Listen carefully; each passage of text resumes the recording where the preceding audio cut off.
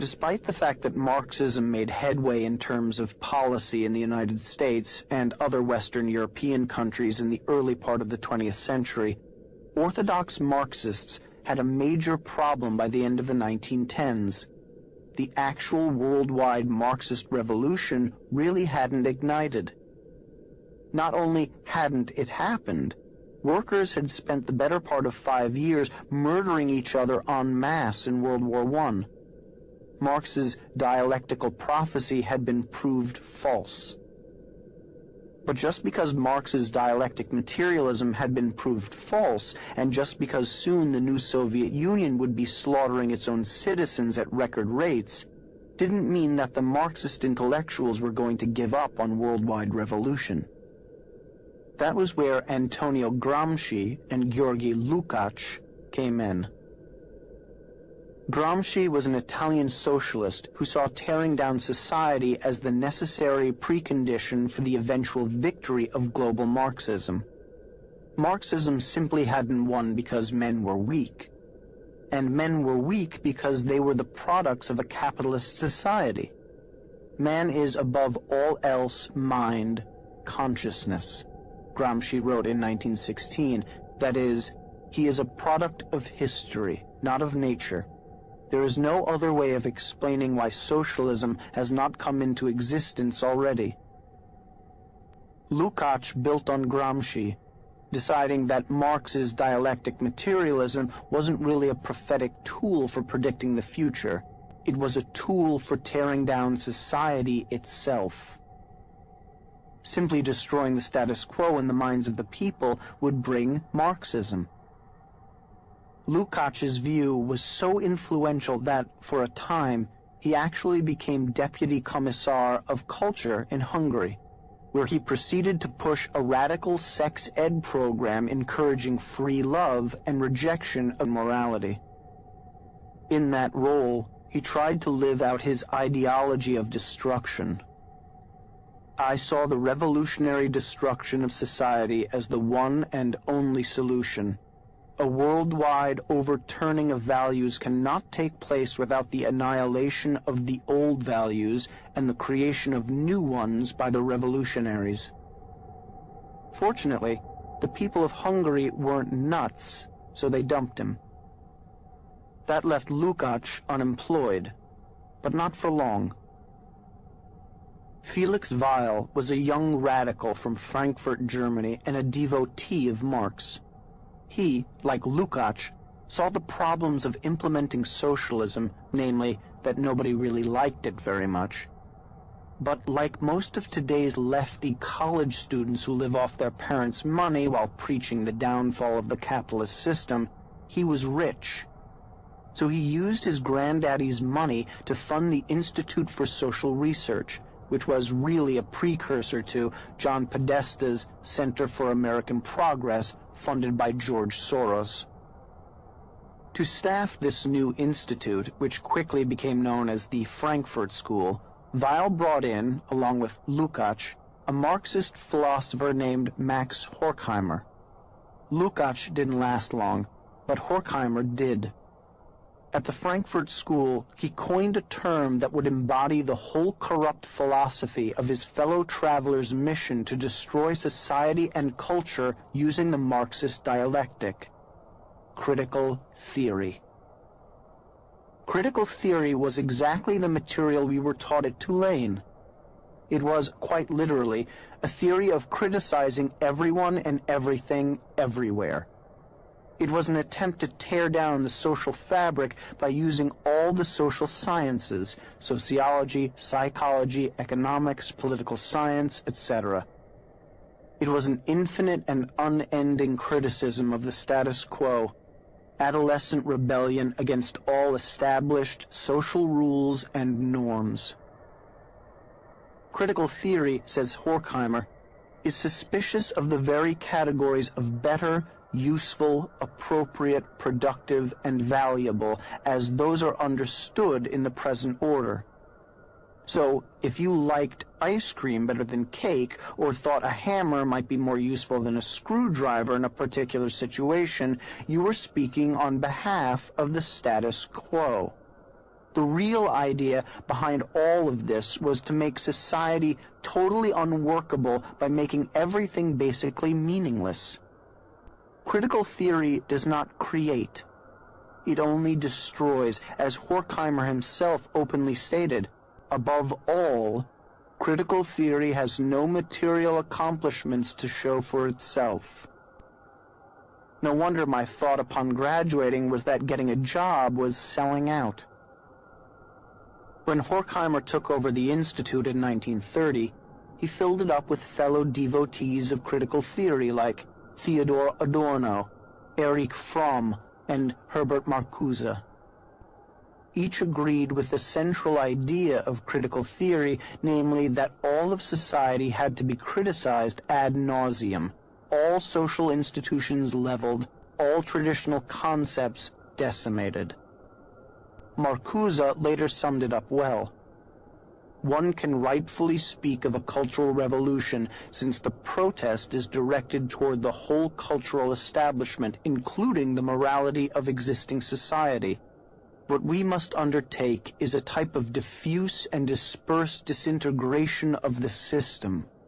All of these boring and bleating philosophers might have faded into oblivion, as so many Marxist theorists have, but the rise of Adolf Hitler prevented that.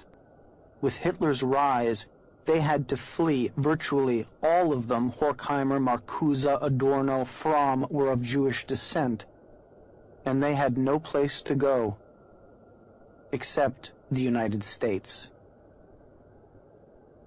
The United States' tradition of freedom and liberty, its openness to outside ideas, and our highest value, freedom of speech, ended up making all America vulnerable to those who would exploit those ideals. We welcomed the Frankfurt School. We accepted them with open arms. They took full advantage. They walked right into our cultural institutions, and as they started to put in place their leadership, their language, and their lexicon, too many chose to ignore them. And the most dangerous thing you can do with a driven leftist intellectual clique is to ignore them. We always feel that our incredible traditions of freedom and liberty will convert those who show up on our shores, that they will appreciate the way of life we have created. Isn't that why they wanted to come here in the first place?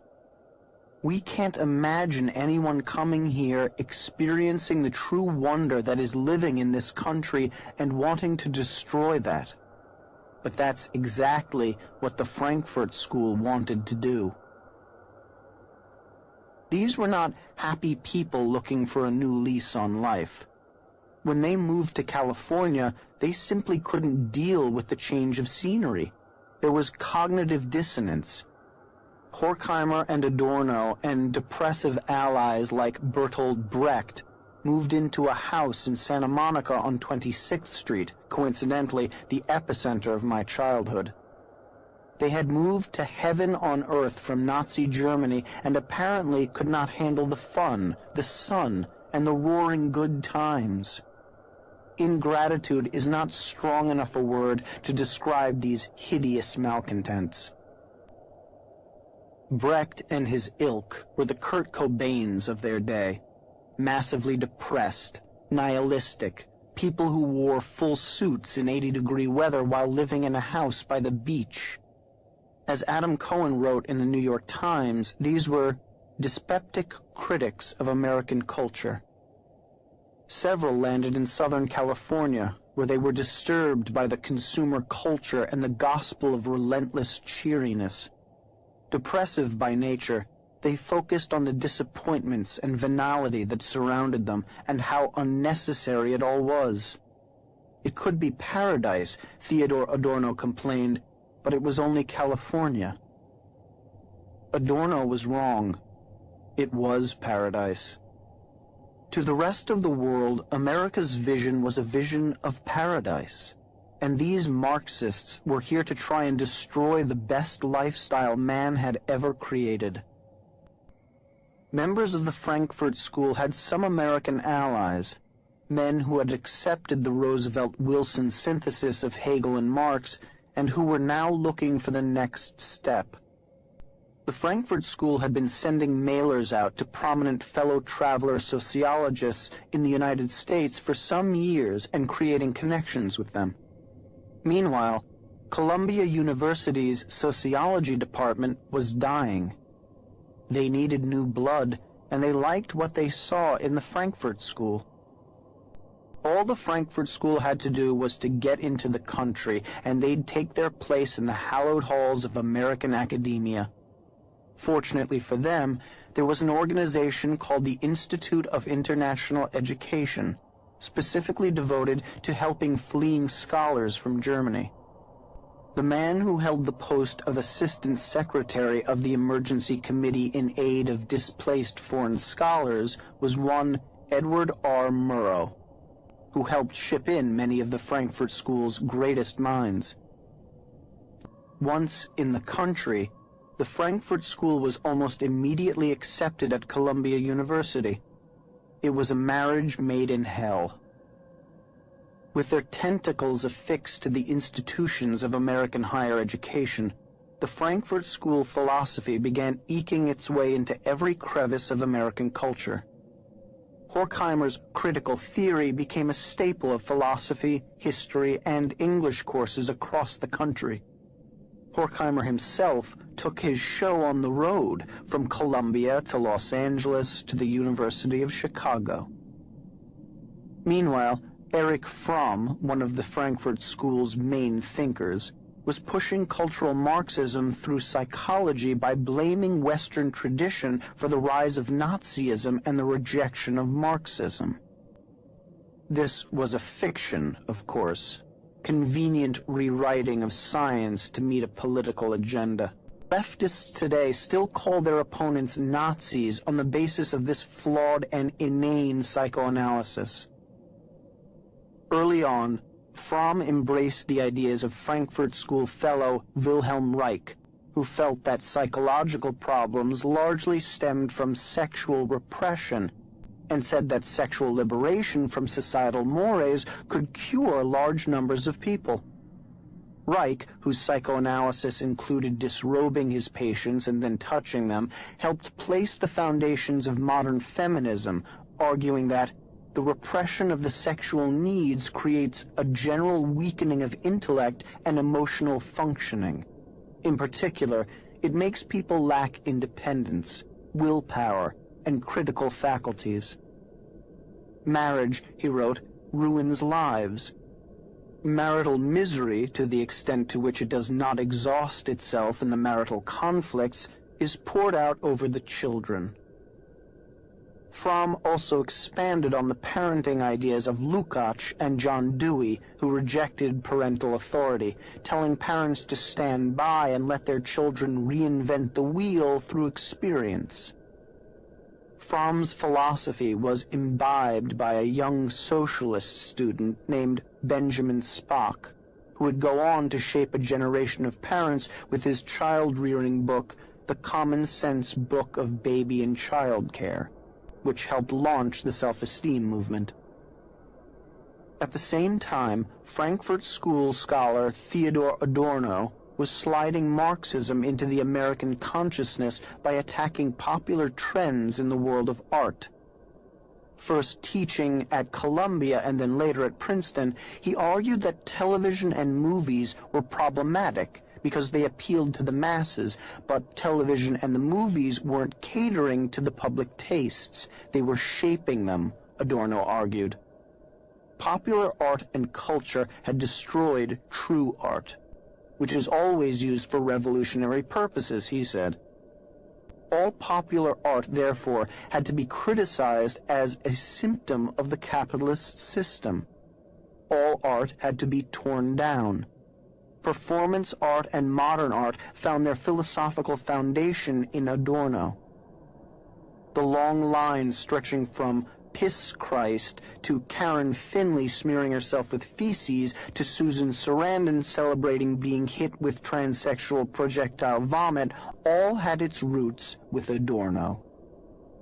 This nihilistic influence in art, reinforcing the destruction of cultural norms, means that many grown adults have never experienced an epoch in which the transcendent and the innately beautiful have been celebrated as the artistic ideal. And it all started because a rat pack of Nazi-fleeing depressives couldn't appreciate leaving the world's most oppressive place for the world's most spectacularly free and beautiful place. Santa Monica. Google it. It takes a sincerely deranged soul to want to deconstruct the good life and the optimistic citizenry in order to create mass intellectual and spiritual misery. But that's exactly what they did. And as they constructed their philosophical dystopia, all the pieces of the modern leftist puzzle began falling into place. But all of these major contributors to the Frankfurt School of Thought paled in comparison to Herbert Marcuse, the founder of the New Left. Marcuse joined the Frankfurt School in 1933 and quickly became a leader of the movement. After he moved to the United States and became a citizen, he was hired by FDR's Office of War Information to create anti-Nazi propaganda, despite his Marxism. He also worked in the Office of Strategic Services, the pre-CIA OSS, and the State Department, where he worked to prevent the United States from pushing Germany away from democratic socialism. He taught at Columbia, then Harvard, then Brandeis, and then, finally, at the University of California in San Diego. He really hit his stride in 1955, however, with the publication of Eros and Civilization. The book essentially made Wilhelm Reich's case that sexual liberation was the best counter to the psychological ills of society. Marcuse preferred a society of polymorphous perversity, which is just what it sounds like, people having sex every which way with whatever. It wasn't so much the freshness of Marcuse's message that made the difference, it wasn't a fresh message, as his timing. The kids brought up with Fromm and Freud and Spock were coming of age. The misplaced guilt of the greatest generation brought forth a new generation free to embrace Marcuse. While similar philosophies of sex had failed in the 1920s, 1930s, and 1940s, by the 1950s, the men and women who had suffered through the Great Depression and fought in World War II were determined to raise privileged kids who would never have to actually fight for their country or work for their food. The result was a group of kids ready and able to participate in the sexual revolution promised by the Frankfurt School. Marcuse excused sexual promiscuity as the fulfillment of the need for the people to rise up against Western civilization and to free themselves of the sexual repression it created. Not a hard sell for teenagers. It was no wonder that in a very real sense, his followers believed they were doing something special when they made love, not war, a slogan attributed to Marcuse himself. They were using their sexual energy to bind the world together rather than destroy it, as sexual repression would do. While Marcuse may not have been the most important intellectual force behind the Frankfurt School, he was its most devious and effective marketer. The advertising adage, sex sells, was applied to selling a generation on the idea that their parents' values and ideals were repressive and evil. Where, geographically, did Marcuse come to this nihilistic understanding? The picturesque cliffs of La Jolla overlooking the Pacific Ocean. Marcuse carried his critical theory in another destructive direction as well. While repeating the Marxist trope that the workers of the world would eventually unite, he saw the Third World's anti-colonial movements as evidence that Marx was right. He recognized that in the United States there would be no such uprising by the working class. He therefore needed a different set of interest groups to tear down capitalism using his critical theory. and he found those groups in the racial, ethnic, and sexual groups that hated the old order. These victimized interest groups rightly opposed all the beauties of Western civilization with all the defiance and the hatred and the joy of rebellious victims, defining their own humanity against the definitions of the masters. Marcuse's mission was to dismantle American society by using diversity and multiculturalism as crowbars with which to pry the structure apart, piece by piece. He wanted to set blacks in opposition to whites, set all victim groups in opposition to the society at large.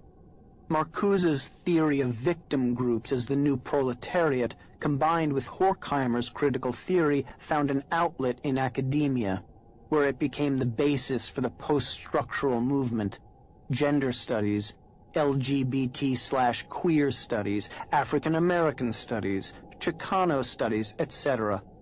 All of these blank studies brazenly describe their mission as tearing down traditional values and the accepted traditions of Western culture and placing in their stead a moral relativism that equates all cultures and all philosophies, except for Western civilization, culture, and philosophy, which are exploitative and bad.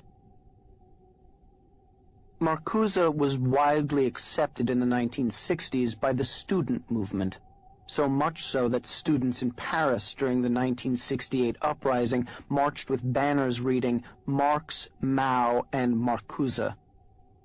But he still wasn't winning in America.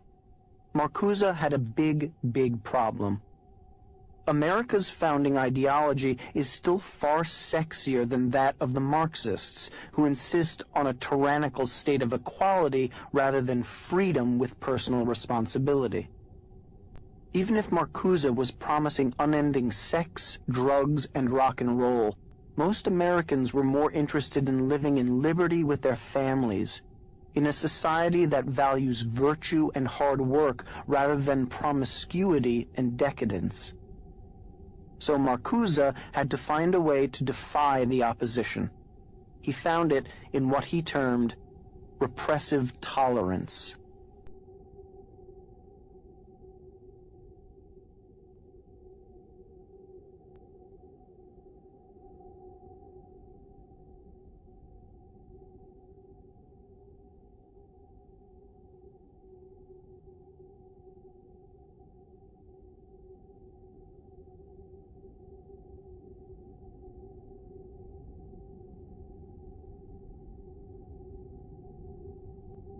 In 1965, Marcuse wrote an essay by that name in which he argued that tolerance was good only if non-dominating ideas were allowed to flourish, and that non-dominating ideas could flourish only if dominating ideas were shut down. The realization of the objective of tolerance, he wrote, would call for intolerance toward prevailing policies, attitudes, opinions, and the extension of tolerance to policies, attitudes, and opinions which are outlawed or suppressed. America was experiencing a repressive tolerance under which dissenting viewpoints were stifled. What it needed was partisan tolerance. In other words, if you disagreed with Marcuse, you should be forcefully shut up, according to Marcuse. This made political debate very convenient for him and his allies. This totalitarianism is now standard practice on college campuses, in the media, and in Hollywood, the very places that the Frankfurt School sought to control. The First Amendment, the same instrument that allowed the Frankfurt School to land on our shores and express their pernicious ideas in freedom, was now curtailed by those who had benefited from it. Marcuse called for a tyranny of the minority, since the tyranny of the majority could not be overcome without a total shutdown. There's another name for Marcuse's partisan tolerance: political correctness. In fact, the term political correctness came from one of Marcuse's buddies, Mao Zedong. Mao used the term to differentiate between those who had scientifically correct views and those who did not. Those who did were termed politically correct. In 1963, just 2 years before Marcuse's repressive tolerance, Mao came out with an essay entitled, "Where Do Correct Ideas Come From?" In that essay, he argued that the Marxist society determines correct ideas, and all incorrect ideas must be put out of their misery. Mao thought it, Marcuse thought it, and his ideological heirs thought it and still think it. And so Marxism came stealthily to our shores, squatted here, planted its roots, and grew like a weed, all before we even noticed it. It happened at the university level and at the governmental level and at the media level. We didn't notice because we couldn't read the rhetorical garbage these jokers were spewing, and we didn't think it was important. Our Constitution survived a revolution and a civil war and 2 world wars. Why should we worry about a few German eggheads? Especially since America was economically thriving under such oppression. The foundations of the complex had been built, but we still couldn't see the complex itself. The complex was hidden under paragraphs of obscure text and in college curricula at places like Tulane University, under the unlikely auspices of American Studies. Talk about a wolf in sheep's clothing. It all seemed so benign, and we figured that if college students went off and had sex and did drugs and engaged in teenage rebellious decadence, oh well, they'd eventually come back to the Constitution just the way their parents had.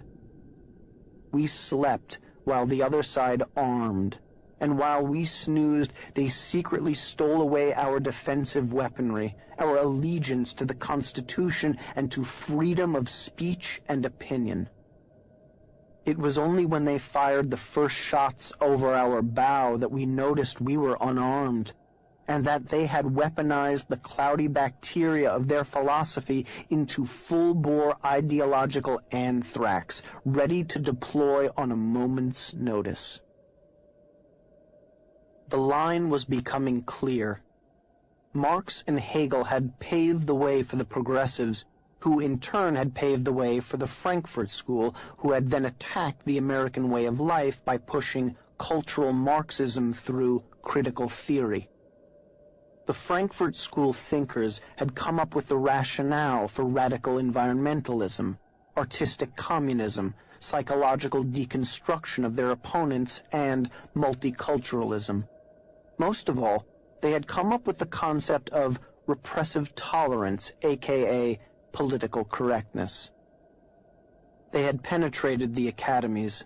My American Studies program at Tulane had far more Adorno and Gramsci and Horkheimer and Marcuse than Twain or Jefferson or Lincoln. There was some trickle-down intellectualism going on.